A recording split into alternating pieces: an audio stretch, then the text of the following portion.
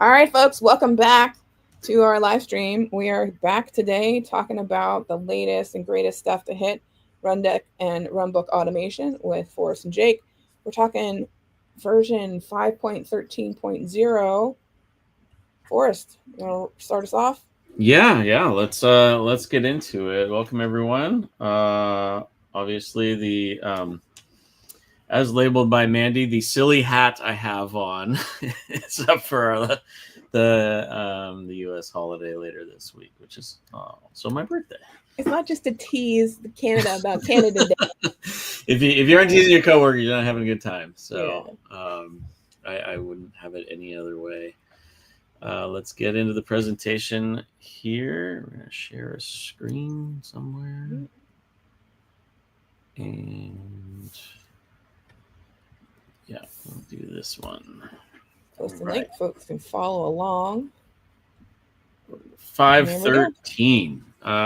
So we do have some great features, but we have to start with the red section first.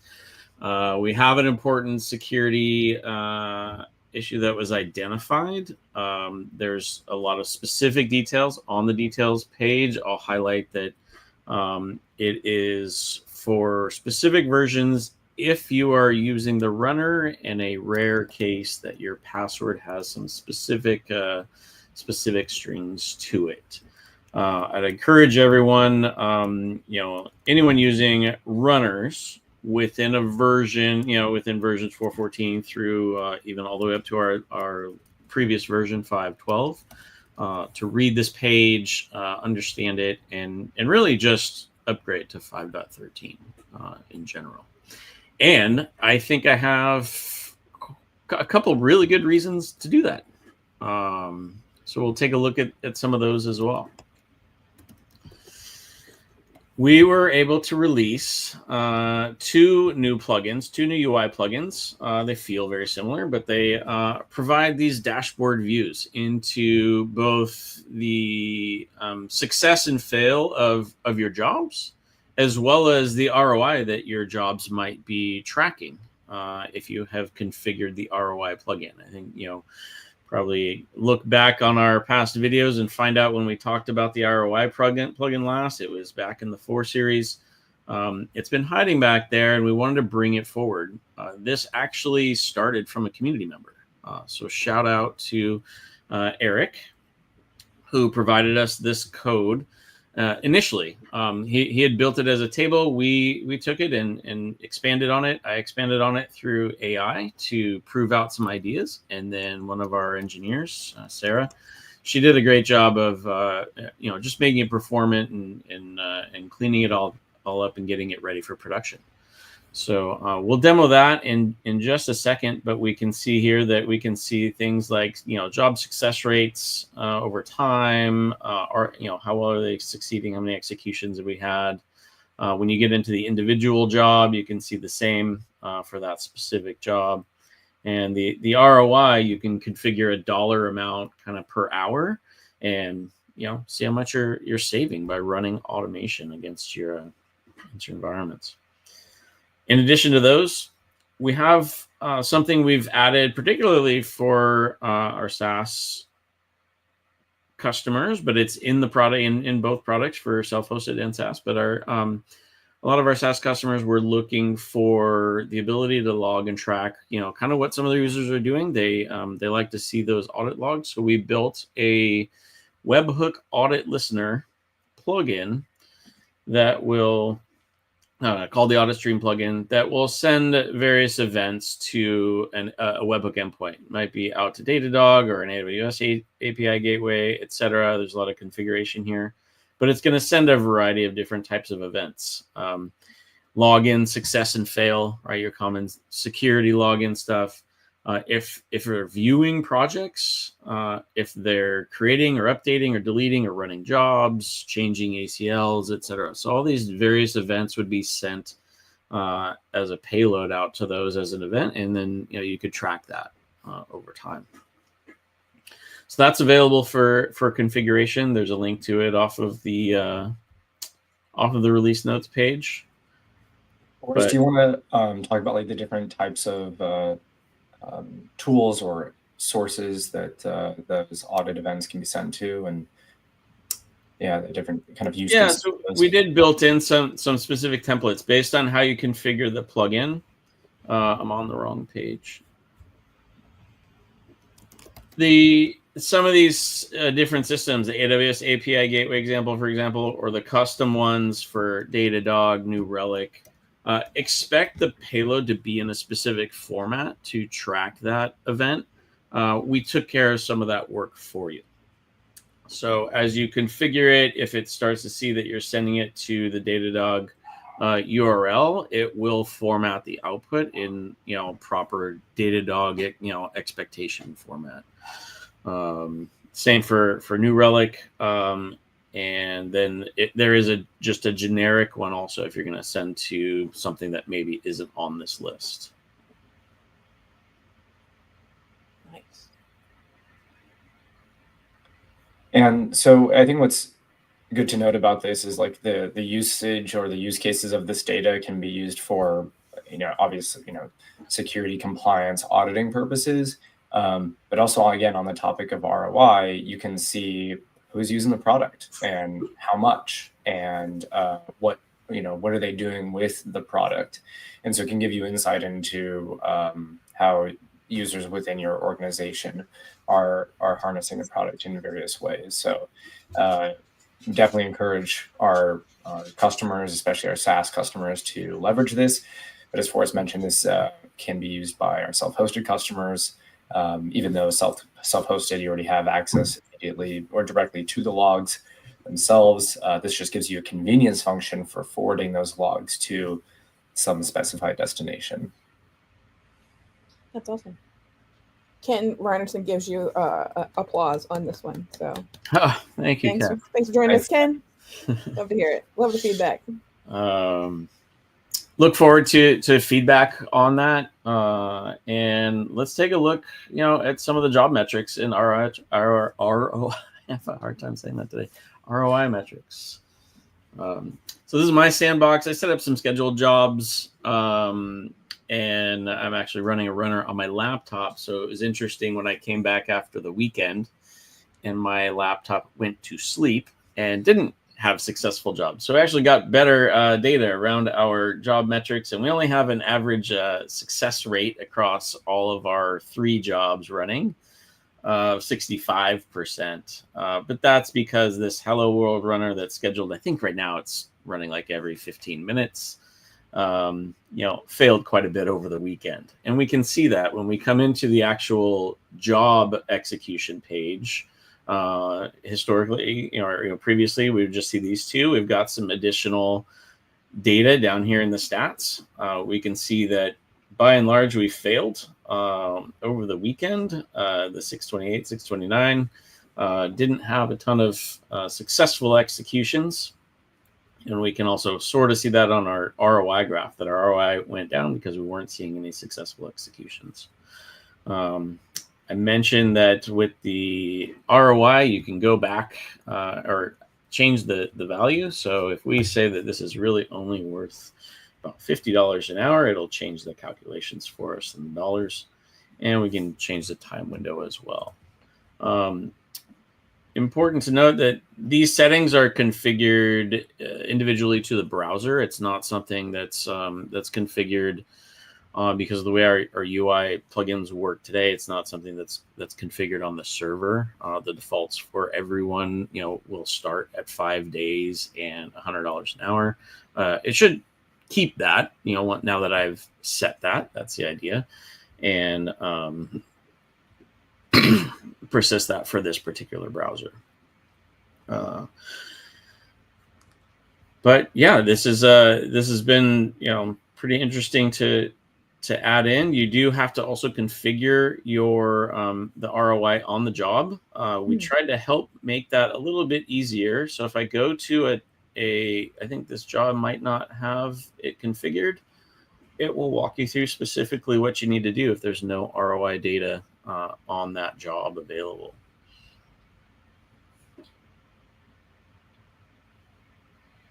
Awesome.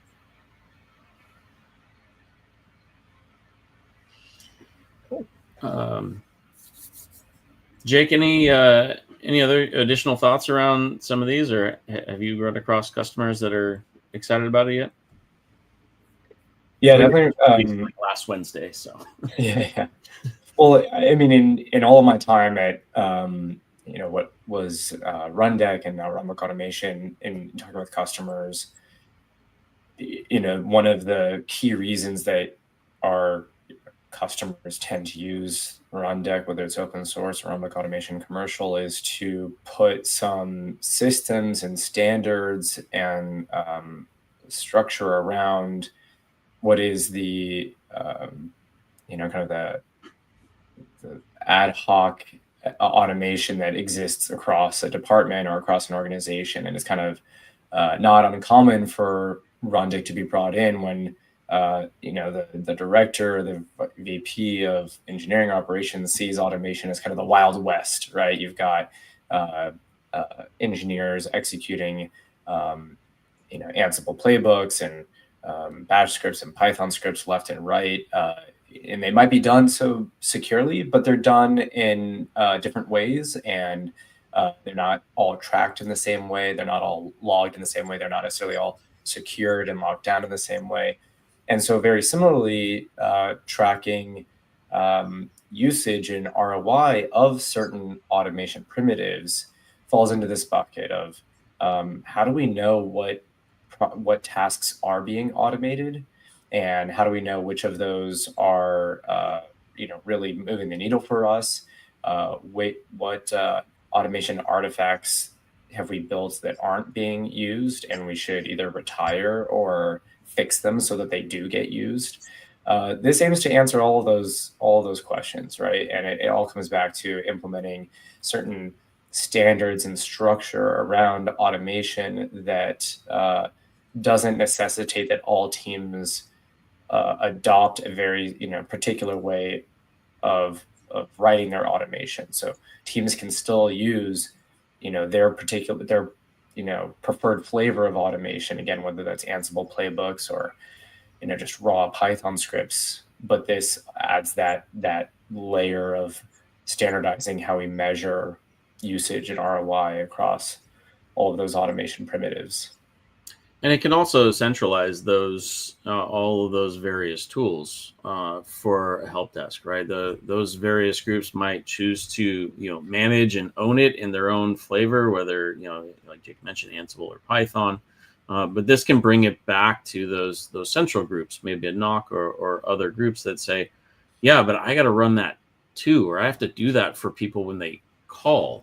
We do a version of that for our services. We obviously use Rundeck or Runbook Automation, a SaaS version of it, to allow our support desk to better support our customers. So if they need to, restart something or update a license or do some of those tasks, they have access to Rundeck jobs to do that. Now, do they have access to all the systems in the back end and the Kubernetes and all the things that we manage? No, but they do have the ability to go in and run this job. It's very specific inputs, and then they're able to do that. And we are hoping to get the ROI starting to be tracked on those as well. We're going to add, measure out or estimate, for each job in here. I've made up numbers, obviously, in this little sandbox that I have, but for each job, we can go in and configure and say, if I were to have to do this job manually, how many hours is that? It takes me an hour, 1.2 hours to run Hello World. It takes Jake like 0.01. But you can change these, set these numbers appropriately to a decimal version of hours. That's what we kind of had to settle on, something so that the graphs would work. But you can get very specific. Like you can put in more than just a tenth there. So, and if you change it, if you decide later on that it's more or less, the ROI calculations are attached to the activity or the execution. It's not just doing math of you ran this 5 times and this is your current value. So if you make improvements to the job, if you make changes to the job that might change that ROI, you can see that adjust over time. Yeah, that's really really powerful. I mean, for so many of the things, like you said, like you'll have some experienced professional engineer who knows the systems inside and out, who writes this stuff. And if they had to do it, you have one cost tier, and then you have your folks in your NOC who know enough to run the scripts and put the things together when there's a problem reported or whatever, and they have a different cost tier. There's a lot of benefit to be reaped back from all of this stuff. So. Yeah, and these are just the start. Like this gives you the overview. You're right that the value can exponentially increase if you're shifting very complicated tasks down to those other resources, and then subsequently quantifying how much additional output and value you're getting out of your SMEs. Like the numbers go significantly higher than my $6,000 I saved running Hello World over the weekend, or not over the weekend. My runner was down. Absolutely.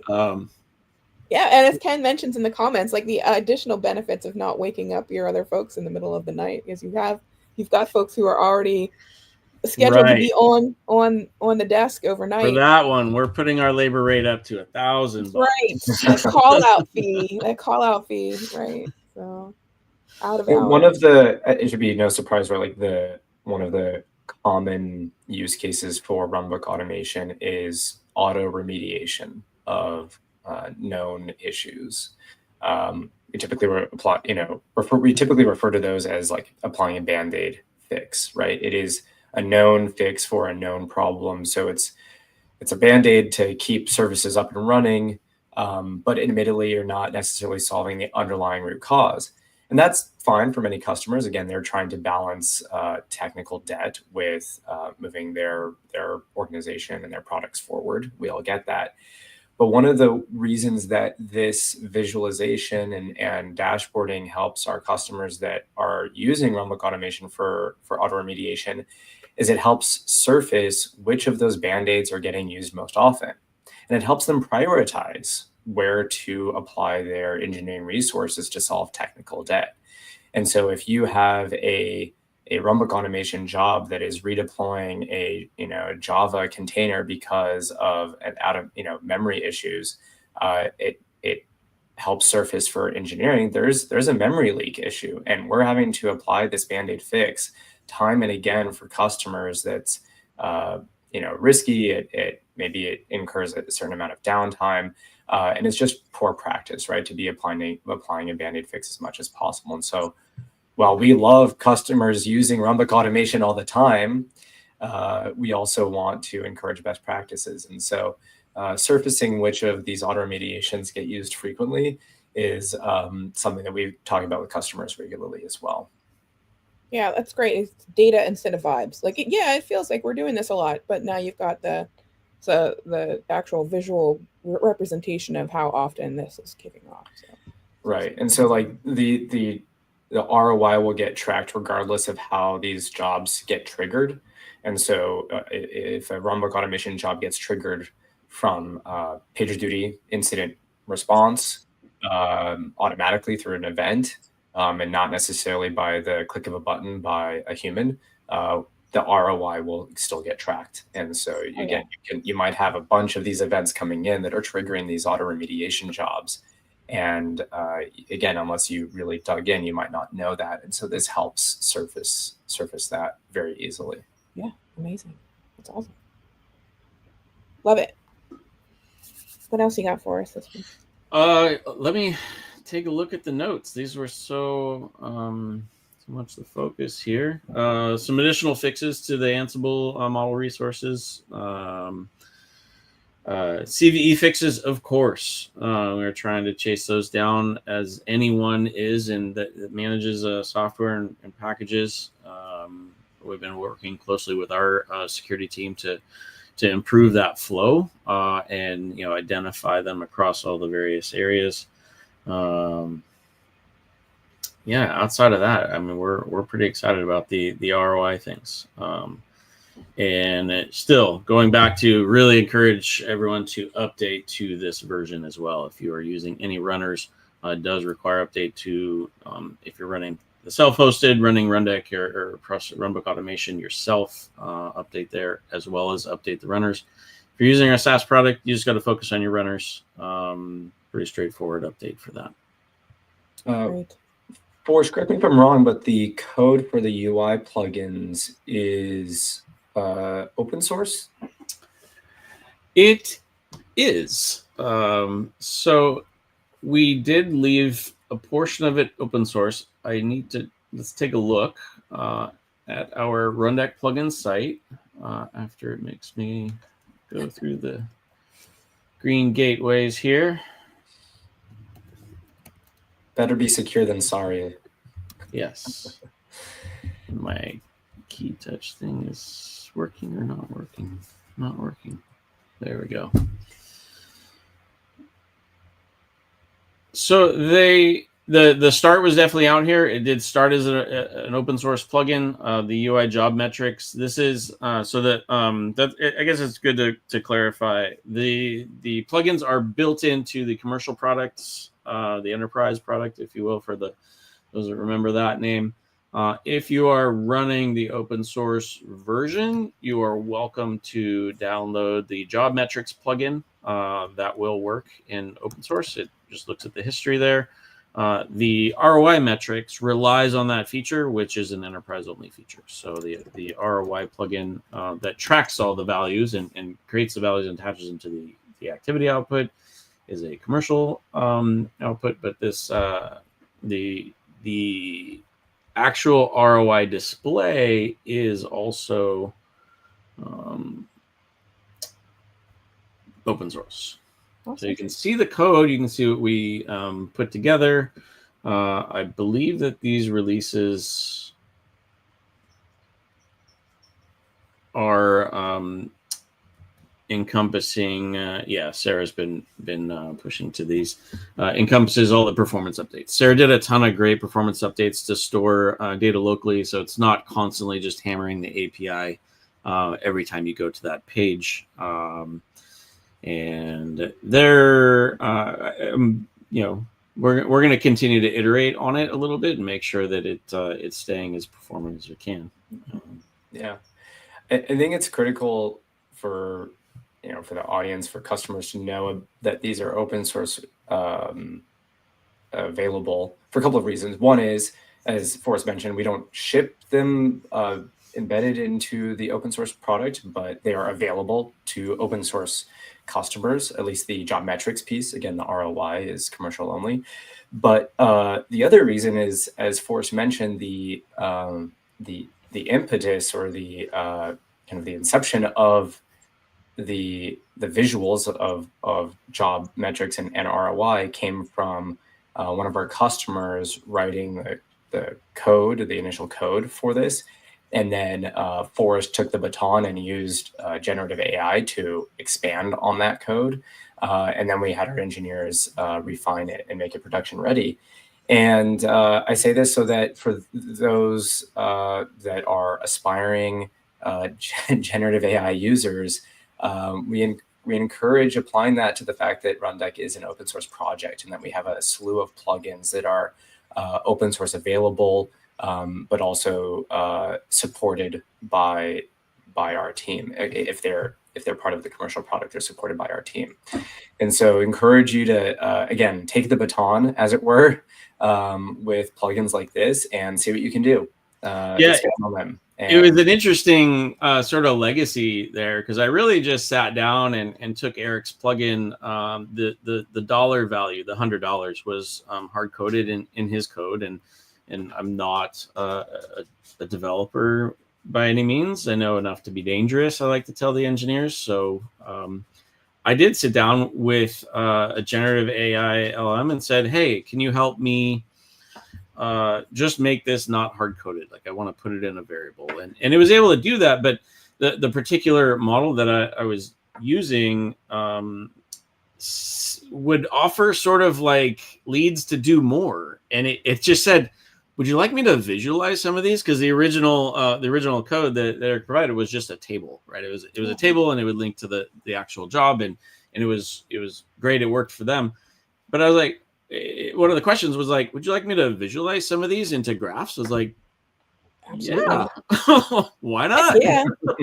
As long as you're asking, right? Yeah. And I ended up going down a rabbit hole. I can't remember what 3-day weekend it was. I want to say it was back maybe in February. I went just spent the whole 3-day weekend at my desk iterating through what about a heat map, right? A time of day heat map. Like, is this job always run at 2:00? Here my example. I think these are examples from when I finished the first iteration of that. These screenshots here. So to that point, and to Jake's point of their community, if there's additional, if there's different visualizations that you're interested in, we'd love to see a PR. Like, definitely big kudos, maybe even a shout out, and something we can get to you for the first merged PR on this. Yeah, definitely encourage users from the open source community, or even our commercial customers, to take a look at these repos, and whether it's your own coding chops or your familiarity with using repos in tandem with generative AI. We encourage you to see what you can make of them. So it's definitely one of the benefits of building on top of the open source project that is Rundeck. Yeah, for sure. It'll be awesome. Hope folks take advantage of that. Show us what else they think it needs to do. That'd be great. So, all right, we're almost at time. Is there anything else you want to share before we sign off today? I don't think so. All right. Sounds good. If anybody out there has any questions or comments or anything, you can post them on our community forums, community.pagerduty.com. If you want to get in touch with us, you can also email my team, and we will route your emails to where they belong. We're community-team@pagerduty.com. In the meantime, we'll wish Forrest a happy birthday. Everyone else in the U.S. a happy long weekend, and an uneventful day for everyone else out there. And we'll see you next time for version 5.14. All right. Thanks, guys. Thanks, everyone. Bye. Good day. Bye.